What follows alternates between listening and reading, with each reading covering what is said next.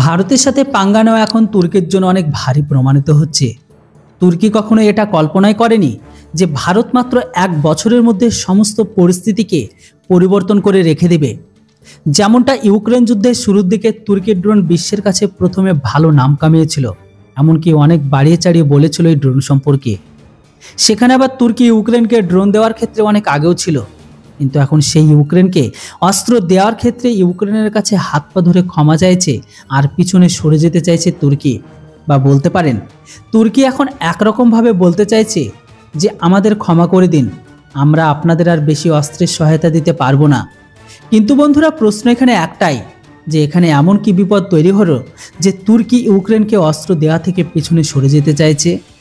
আসলে বন্ধুরা, আর্মেনিয়া ভারতের সাথে মজবুত হওয়ার পরিস্থিতি তুর্কির ভেতরে হঠাৎ করে একটি বড় ভয় কাজ করছে। আসলে বন্ধুরা, তুর্কি আর আজারবাইজান দুজনে এটা কখনো তো আন্দাজ করেইনি যে ভারত মাত্র 1 বছরের মধ্যে আক্রমণাত্মকভাবে আর্মেনিয়ায় নিজের ক্ষমতাকে বৃদ্ধি করবে। সেখানে আবার ভারতের সাথে হওয়া আর্মেনিয়ার মাঝে আকাশ মিসাইল ডিফেন্স সিস্টেম ডিলটি আর্মেনিয়ার ক্ষমতার বৃদ্ধিকে এক ঝটকায় সঞ্চালনকে পরিবর্তন করে দিয়েছে। তাই এমতো অবস্থায় তুর্কি আর আজারবাইজান দুজনেই ভালোভাবে বুঝতে পেরে গেছে যে ভারতকে থামানো সত্যি অসম্ভব ব্যাপার। এমনকি 2024 সালে ভারত বড় পরিমাণে আর্মেনিয়াকে স্মার্ট উইপন সাপ্লাই করতে চলেছে, যেটিতে তুর্কি আর আজারবাইজান দুজনেই ধূপকানি বাড়িয়ে দিয়েছে। এমতো অবস্থায় তুর্কি ইউক্রেনকে অস্ত্র সাপ্লাই বন্ধ করে নিজের অস্ত্রের স্থিতি মজবুত করার জন্য এমনটা বিচার করেছে।